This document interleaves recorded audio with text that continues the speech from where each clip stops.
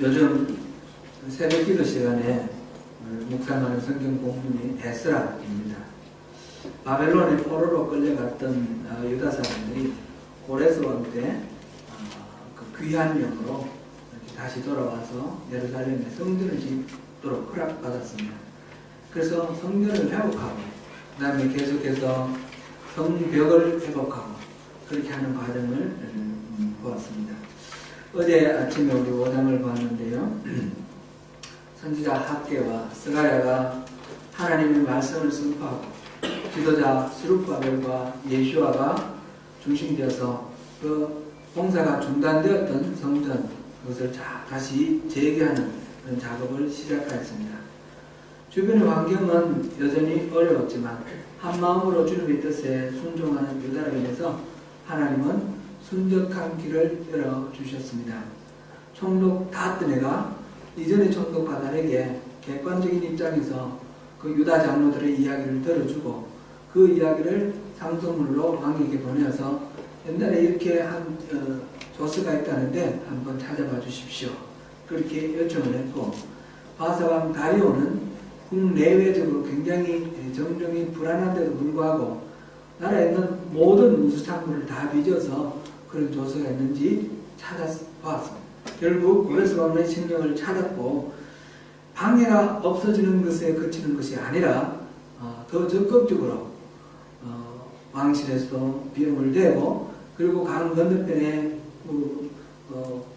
거두어지는 모든 세금으로 가지고 이 성전 수급에 비용으로 충당하라 하는 그런 약속까지 하게 됩니다. 그렇게 해서 성전은 회복됩니다. 성전 회복은 단순한 성전 빌딩의 회복만은 아니었습니다. 건축 이전에 예배의 회복이 있었고 하나님과 이스라엘 사이에 깨어졌던 관계의 회복이 계속해서 진행됩니다. 이스라엘 공동체, 곧 하나님 나라의 회복이 바로 이 성전 회복의 결정판입니다. 오늘 본문을 통해서 우리 교회를 향해서 그 성전 회복, 그 교회 회복을 바라시며 우리를 부르시는 하나님의 부르심을 묵상하고 또 마음에 새기는 그런 시간이 되면 좋겠습니다. 먼저 오늘 우리 예수님께서 가이사랴 빌립보 가이사랴 이런 것 같습니다. 그 지방에 이르러서 제자들에게 물어보셨습니다. 사람들이 나를 누구라 부르는가? 그랬더니 어떤 사람은 세례 요한이라고, 어떤 사람은 엘리야라고 하고, 또 어떤 사람은 예레미야나 또는 다른 어떤 선지자다 이렇게 말합니다. 제자들이 그렇게 대답을 했습니다. 예수님은 다시 물어봅니다. 그러면 여러분들은 나를 어떻게 생각합니까? 그때 시몬 베드로가 대답합니다. 주는 그리스도시고 살아계신 하나님의 아들이십니다. 그 말을 들으시고 예수님께서 무척 기뻐하십니다. 그러면서 하시는 말씀이 바요나 시몬아, 요나의 아들 시몬아, 네가 참 복이 있다. 이를 내게 알게 하신 사람은 혈육이 아니고 하늘에 계신 내 아버지시다. 예수님은 베드로에게 복이 있다고 하셨습니다.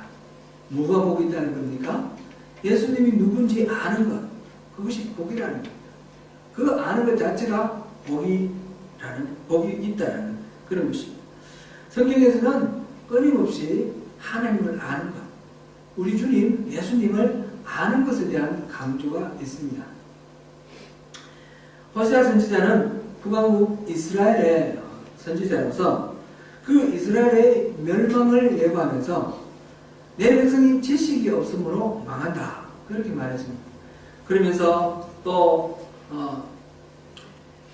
그러므로 우리가 여호와를 알자, 힘써 여호와를 알자. 호세아서의 중심 메시지는 여호와를 알자라는 것입니다. 예수님은 또 이렇게 말씀하셨습니다. 영생은 곧 유일하신 참 하나님과 그가 보내신 자를 아는 것이다. 영생은 우리가 죽고 천국 가서 영원히 죽지 않는 그런 삶을 이렇게 생각하고 떠오르기 쉬운데, 그러다 보니까 영생에 대해서 우리가 좀 혼란이 생깁니다. 어떤 사람은 장난처럼 농담처럼 이렇게 말하더라고요. 천국 가서 영생하면 좋습니까? 천국 가서 맨날 뭐 하죠? 너무너무 심심할 것 같고 영원히 그렇게 살면 지루할 것 같아요. 그렇게 얘기해요. 어떻습니까? 여러분? 말 되는 않습니까? 영생을 그 시간에 무한대로 늘어지는 것을 그렇게 생각하면 이 답이 잘 안 옵니다. 영생을 주님을 아는 것을 영생이라고 했습니다. 하나님을 아는 것, 하나님이 보내신 자, 바로 예수님, 우리 예수님을 아는 것. 여기서 안다는 말은 지식으로 안다는 뜻이 아니죠. 인격적인 교제, 친밀함, 그래서 깊이 서로를 이해하고 그런 관계를 말합니다. 하나님을 우리 아시는 건 당연한 거고, 우리가 하나님을 깊이 알게 될 것을 말합니다. 하나님의 행하신 일을 알고, 하나님의 뜻을 알고, 하나님의 길을 알게 되는 그런 것을 말합니다. 그래서 하나님 지금 상황 속에서 내 삶이 어떻게 할 때 하나님께서 기뻐하시는지, 어떻게 하는 것이 하나님을 사랑하는 것인지, 그것이 몸으로 이렇게 익어져 있는 그런 상태, 뜻을 우리가 하나님을 안다, 이렇게 말할 수 있습니다. 성경에서는 이것이 신앙의 가장 중요한 핵심이다, 이렇게 말하고 있습니다. 많은 사람들이 예수님을 보았습니다. 많은 사람들이 예수님의 기적을 보았습니다. 그리고 예수님의 그 설교 들은 사람들은 다 감동을 받았습니다. 마가는 복음에서 마가는 그 예수님의 설교를 권세 있는 교훈, 세교훈 이렇게 말했습니다. 단순히 말로만 들리지 않고 능력이 있다는 거죠. 그러나 베드로가 주는 그리스도시요 살아계신 하나님의 아들이십니다, 이렇게 고백했던 것처럼 다른 사람들도 다 예수님 안에서 하나님의 아들 되심과 그 그리스도 되심을 다 보았느냐 하면 그렇지 못합니다. 그렇게 본 베드로의 그 고백을 주님은 너무너무 기뻐하시고 네가 복이 있다, 이렇게 말씀을 하십니다. 시몬 베드로는 어떻게 예수님이 그리스도심을 알았고 하나님의 아들임을 알았습니까? 성경 공부를 열심히 해서 그렇습니까? 아니면 첫 보면 아는 겁니까? 베드로로 하여금 예수님 안에서 하나님의 아들 그리스도를 보게 하신 분은 바로 혈육이 아니라 하나님 계신 아버지, 하나님 계신 하나님이시다 라고 예수님께서 그렇게 말씀하십니다. 오늘날 우리는 성경을 가지고 자유롭게 읽을 수 있습니다. 예수님 당시에 예수님을 직접 보고 따르던 사람들도 몰랐던 것을 우리는 성경을 통해서 알 수 있습니다. 우리는 굉장히 그들보다 훨씬 더 복이 많습니다. 우리는 또 한편으로 생각하면 예수님 당시에 같이 살면서 예수님의 말씀도 직접 듣고 또 그 기적도 직접 체험했으면 얼마나 좋을까, 그렇게 생각하는데 그들은 예수님이 누군지 정확히 알지 못했습니다. 그래서 예수님을 십자가에 못 박아 죽게 했던 사람들이 바로 예수님을 따르던 사람, 예수님을 환호하며 맞이했던 그 사람들입니다. 우리는 성경에서 이 모든 것들을 결론을 알고 있습니다. 성경을 잘 읽으면 예수님이 누구신지 잘 알 수 있도록 우리는 모든 조건이 갖춰져 있습니다. 그러나 여러분, 성경을 많이 읽고 그 내용을 잘 알아도 실제로 예수님을 잘 안다라고 말할 수는 없습니다. 율법학자들인 이 바리새인들은 하나님에 관한 이론적인 사실들을 잘 알았습니다. 그런데 요한복음 5장 27절에서 예수님은 너희는 아무 때도 그 음성을 듣지도 못하였고 그 형상을 보지도 못하였다, 그렇게 말하셨습니다. 그리고 모세의 책도 믿지 않으니 나를 믿지 않는다 하셨고, 하나님을 알지도 못하고 사랑하지도 않는다라고 말씀하셨습니다. 바리새인들에게 우리가 물어보면 뭐라고 대답을 했습니까? 여러분, 당신은 하나님을 압니까? 하나님을 사랑합니까?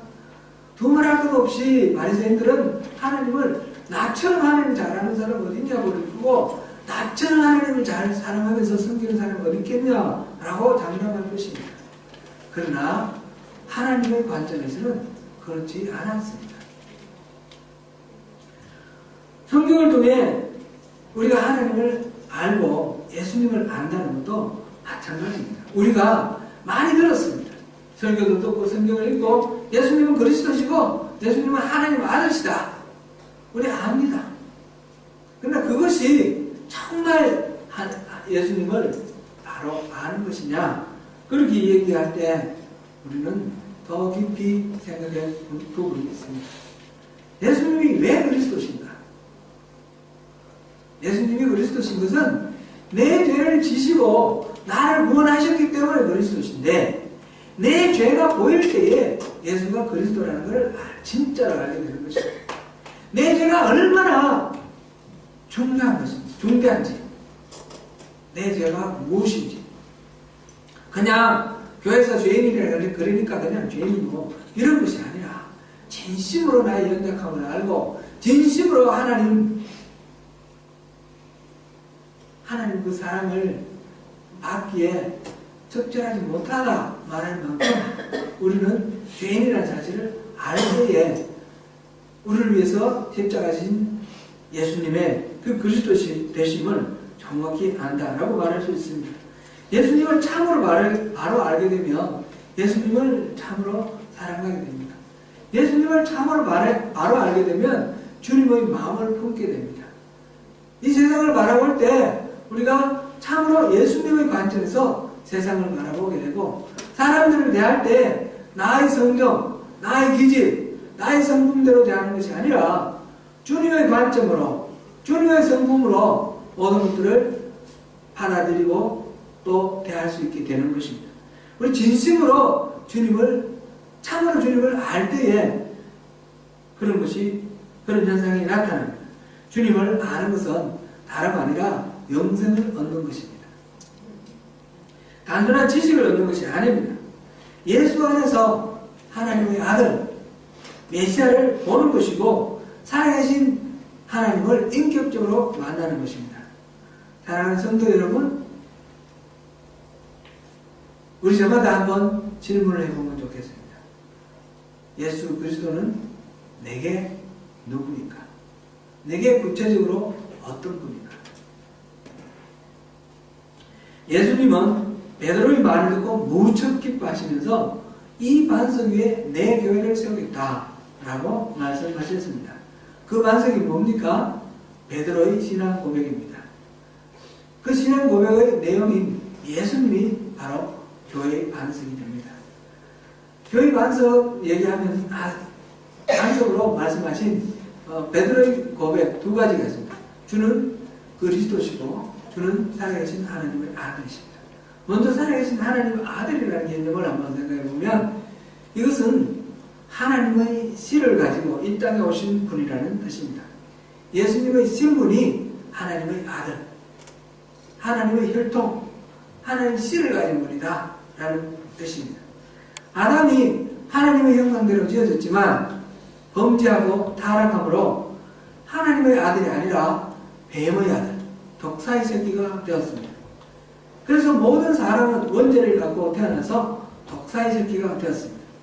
주님은 하나님의 씨를 가지고 이 땅에 다시 오셔서 우리 속에 하나님의 형상을 심어주시고 하나님의 씨앗을 심어주셨습니다. 그래서 우리의 신분이 바뀌었습니다. 우리의 신분은 하나님의 자녀가 되었습니다. 이것을 sonship 이렇게 표현을 합니다. 그 다음에 또 하나의 고백은 그리스도라 그랬습니다. 그리스도라는 것은 기름 부음을 받으신 분이라는 뜻입니다. 구약시대에 왕과 제사장과 선지자를 세울 때 기름을 부었는데 바로 예수님은 그런 기름 부음을 받은 왕이요 제사장이요 선지자이시다라는 것입니다. 이 그리스도라는 것은 예수님의 직분을 나타냅니다. 하나님의 아들은 신분이고 그리스도는 직분입니다. 우리 주님은 이 땅에 왕으로 오셨고 제사장으로 오셨으며 선지자로 오셨습니다. 동일하게 우리에게도 기름을 부어주시고 성령의 기름을 부어주시고 그 세 가지 직분을 감당하기를 원하십니다. 우리를 왕 같은 제사장으로 삼고 우리 세상의 예언자로 삼으셨습니다. 이것을 킹십이라 그렇게 표현을 합니다. 예수님을 따르고자 하는 자들은 예수님의 진정한 정체성을 아는 영적 통찰력이 필요합니다. 결국 반석이신 그리스도 위에 교회가 세워집니다. 그리고 그 교회를 주님은 내 교회다 라고 말씀하십니다. 교회 주인은 주님이시다라는 뜻입니다.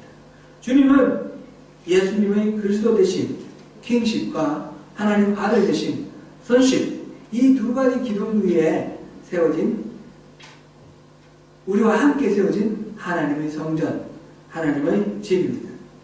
교회는 새로운 하나님의 백성들입니다.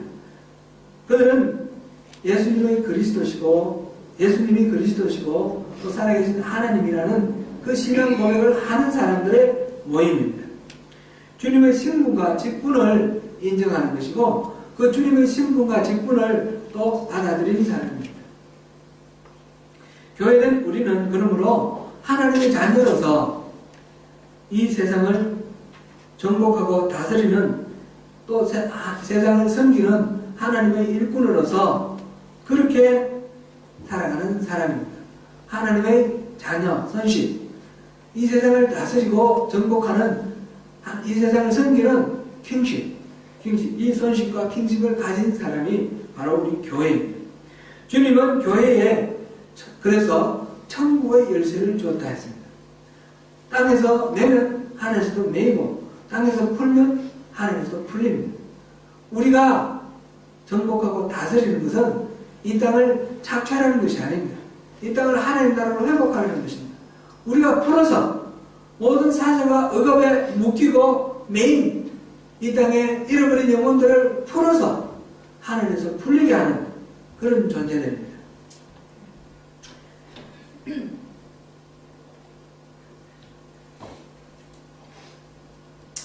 사실 이 말은 참으로 어마어마한 그런 특권을 우리에게 주셨다는 그런 약속입니다. 교회는 그냥 마음 맞는 사람들끼리 모여있는 그런 커뮤니티가 아닙니다. 교회는 하나님의 권능이 있는 곳입니다. 우리가 바로 그 권능을 맡은 사람입니다. 이 세상을 섬기기 위해서 그 권능을 맡아서 이 세상에 하나님의 은혜를 공급해주는 하나님 나라의 청지기로 우리가 부름을 받았습니다. 이것은 하나님을 알 때, 주님이 그리스도 되신, 주님이 하나님의 아들 되심은 바로 알 때에 우리가 감당할 수 있는 그런 신분이고 그런 직분입니다. 하나님은 누구에게 이 하나님의 예수님의 그리스도 되심과 또 하나님의 아들 되심을 알게 하셨습니까? 바로 주님을 더 알기를 간절히 구하는 사람입니다. 베드로처럼 늘 쫓으며 주님을 바라보며 이분이 어떤 분이신가, 이분을 더 깊이 알기를 원하며 이분 속에서 자신을 발견하기를 소망하며 그렇게 따르는 사람입니다. 하나님의 얼굴을 구하는 사람이 하나님을 알게 됩니다. 만나게 됩니다. 신명기 4장 29절, 우리 이 부분을 우리 잠깐 한번 찾아보겠습니다.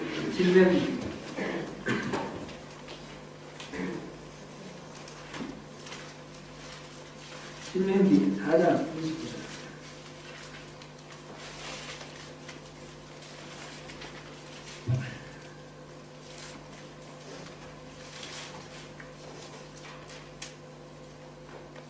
같이 읽습니다.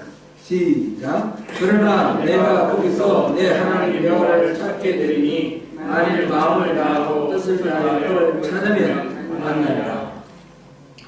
마음을 다하고 뜻을 다하여 그를 찾으면 하나님께서 만나주시겠다고 하셨습니다. 부흥은 부흥이라는 것, 리바이벌, 다시 사는 것. 부흥은 그렇게 하나님을 만나는 것입니다.